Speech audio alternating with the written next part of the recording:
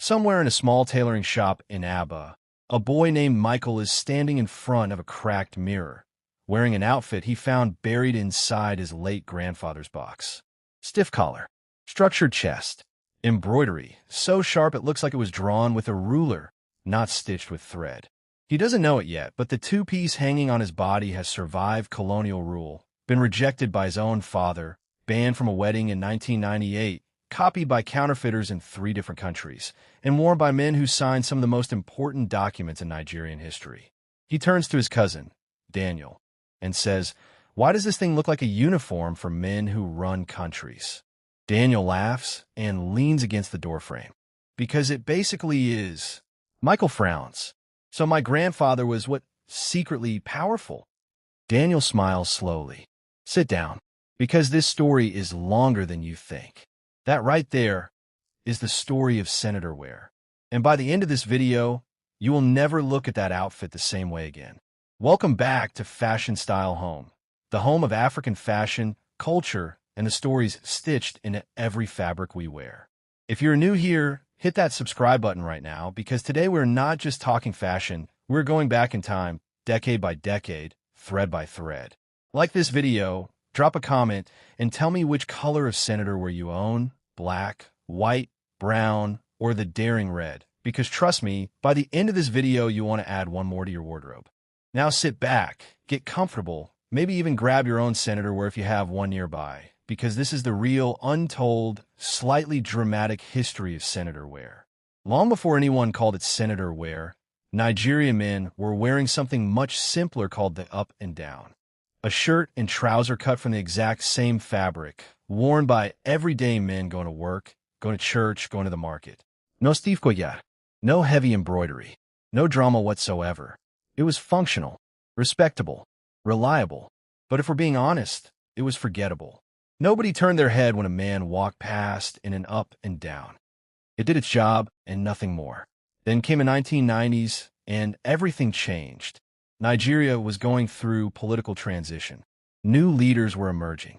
New senators were stepping into public office. And these were men who understood something powerful.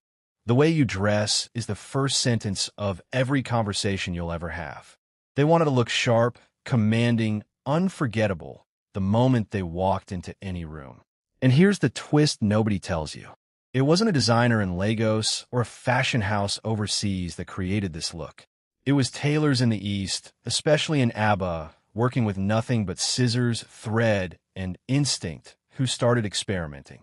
They took the plain up and down, stiffened the collar until it stood at attention, structured the chest almost like armor, and layered on intricate embroidery patterns that borrowed from the grandeur of the Agbada, but compressed it into something tighter, sharper, more deliberate.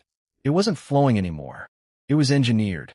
It said, without a single word, "I am not here to play." And because the men who wore it first, loudest, and proudest were Nigerian senators and political office holders, the streets did what the streets always do when something new shows up. They named it after exactly what they saw: senator wear.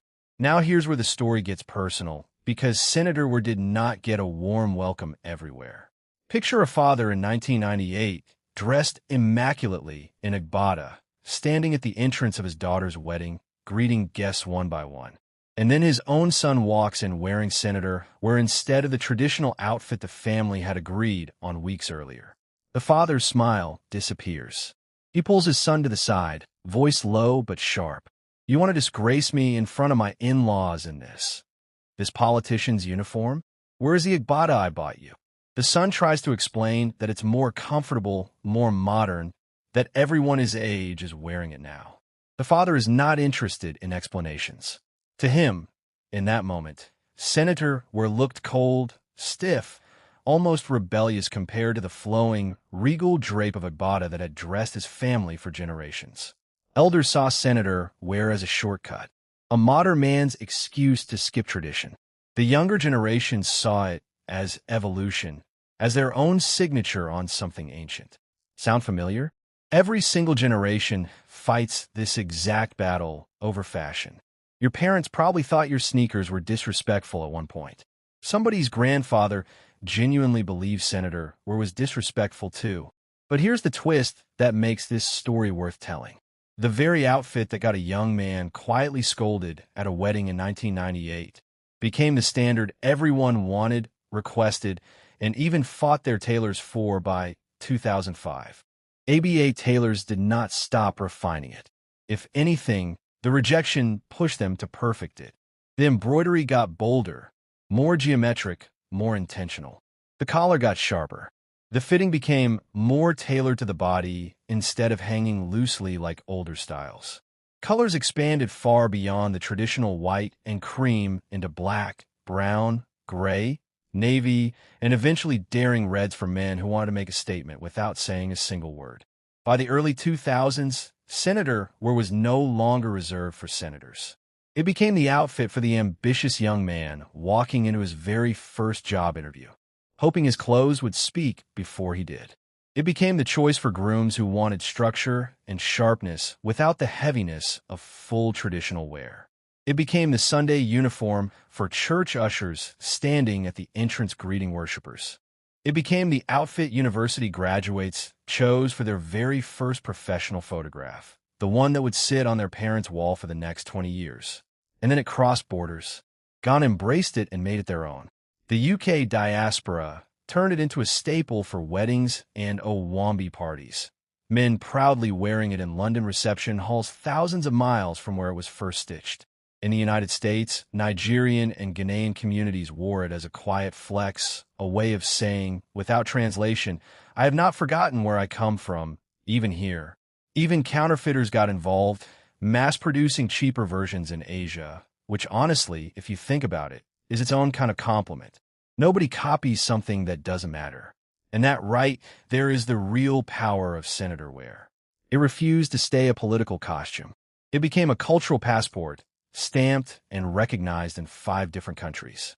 Which brings us back to Michael, standing in front of that cracked mirror in Agbada, wearing his late grandfather's senator wear, Daniel leaning against the doorframe, watching him. Daniel finally tells him the full story. Their grandfather was never senator. He was a young civil servant in the 1990s who saved for 6 months, skipping small comforts, just to afford his very first tailored senator outfit. To him, it was never about politics. It was about dignity, about walking into any room, no matter how intimidating, and being taken seriously, no matter where he came from or how little he had in his pocket. Michael looks at the mirror again. Same stiff collar, same sharp embroidery, but now he sees it differently. He's not just wearing an old outfit pulled from a dusty box. He's wearing a legacy. Daniel claps him on the shoulder. Now you understand why nobody in this family throws away senator wear. Michael straightens the collar himself this time, without being told. Understand.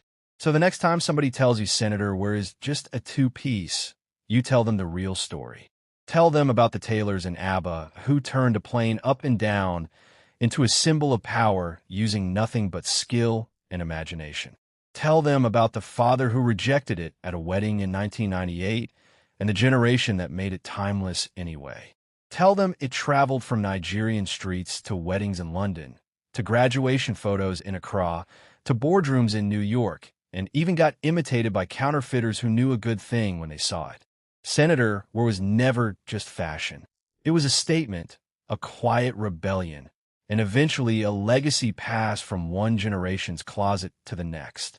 If this video taught you something new, smash that like button, subscribe if you haven't already, and comment below. What does senator wear mean to you? Is it tradition? Is it power? Or is it simply the outfit that makes you feel unstoppable the moment you put it on? Either way, wear it like you know its story now. This has been Fashion Style Home. Until next time, stay sharp, stay proud, stay rooted.